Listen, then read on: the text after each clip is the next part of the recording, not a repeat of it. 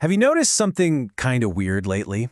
We have all these incredible AI tools that are supposed to save us tons of time, but your to-do list just keeps getting longer. If you feel like you're working harder than ever before, you're definitely not alone. This is what's being called the AI productivity paradox, and today we're going to dig in and figure out what is really going on. Remember the dream, right? AI was the big promise. It was sold to us as this amazing efficiency engine. We'd automate all the boring stuff, get our work done in record time, and, spend the rest of the week learning to surf. It was this perfect, utopian vision of less work and way more life. But, as it turns out, reality is, well, it's a lot messier.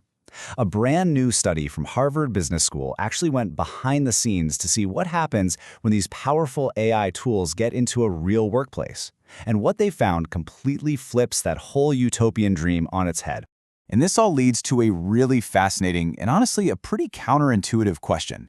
Could the very tools that were designed to save us time actually be the reason we're all working harder? Is it possible that AI is making us busier? Let's get into the evidence. So, what did the researchers actually see? Well, it's a reality that's a long, long way from that two-day work week, and it points to a really fundamental shift in how work itself is getting done. Now, this wasn't some broad online survey. No, these researchers went deep. They spent 9 months embedded inside a tech company just watching how employees used AI every single day. And their core finding was totally unambiguous. The power users, the people who really leaned into AI the most, they weren't leaving early. They were actually working more. And this points to this huge psychological shift that's happening. The initial fear about AI was all about job replacement. That big question of, am I valuable anymore? But now, for people using these tools, it's becoming a totally different kind of anxiety. It's this constant pressure to do more, this feeling that every moment the AI isn't running, you're just leaving value on the table. So how in the world does this even happen? Well, the researchers identified 3 specific ways that AI, as strange as it sounds, actually intensifies our work.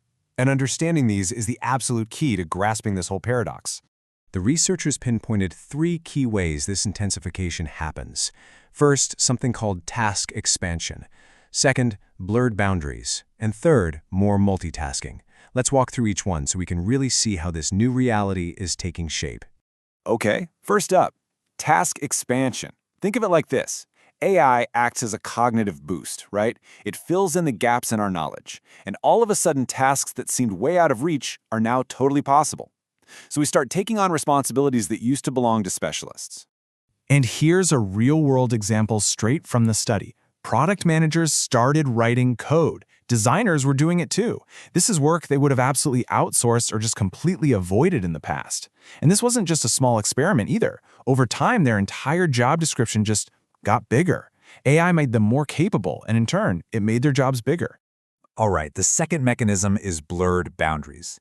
Because getting started on something with AI is so incredibly easy, it's just a simple prompt away, it becomes so tempting to just squeeze in a little bit of work during those moments that used to be our downtime. I'm sure this sounds familiar to a lot of you. It's that quick prompt you send during your lunch break or while you're waiting for a meeting to start. The study even saw people firing off one last prompt right before they packed up for the day, just so the AI could work while they stepped away.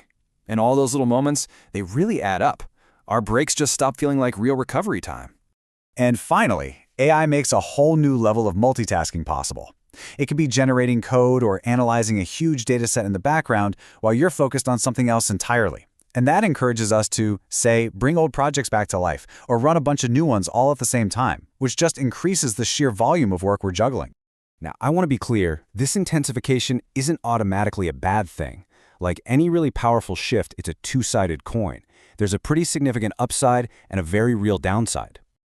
So on the one hand, the benefits are obvious, right? People and whole companies can get way more done way faster.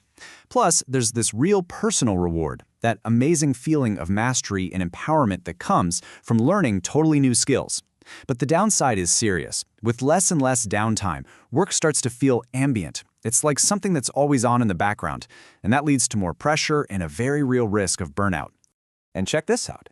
Here's a fascinating, kind of hidden consequence the researchers found. Something they call spillover work. So when a designer starts writing code with AI's help, who has to look at it? fix it, and guide them, the senior engineer.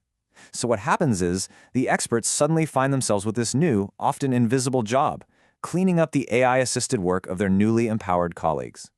And if you think this all sounds intense now, well, hold on tight, because we are right on the edge of a major shift from the AI we have today to the AI of tomorrow.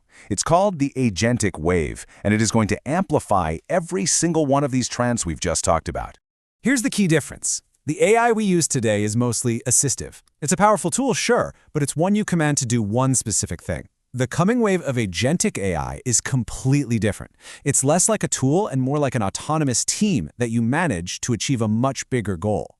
This quote from OpenAI's president Greg Brockman just hits the nail on the head. It perfectly captures the new psychological pressure. When you have a team of digital agents that are ready to go 24/7, any moment they aren't working for you can start to feel like a massive wasted opportunity. The pressure to do enough just skyrockets. And this isn't science fiction, okay? This is right around the corner. A recent report from Anthropic predicts we're moving from single AI agents to whole coordinated teams of agents. These systems are going to expand way beyond just coding, becoming common tools for basically everyone in an organization and spreading these new capabilities even further. So what this all means is that the very nature of our work is changing. In a way, we are all becoming managers. Our new job is to direct and coordinate a highly capable, non-human team that never gets tired and is always ready for the next task you can think of. And because of that, the entire conversation has to change. The big question is no longer, will AI take my job? For a lot of us, the much more urgent question is this: how do I manage my new AI team to be hyper-productive without completely burning myself out in the process? That is the true paradox we all now have to solve.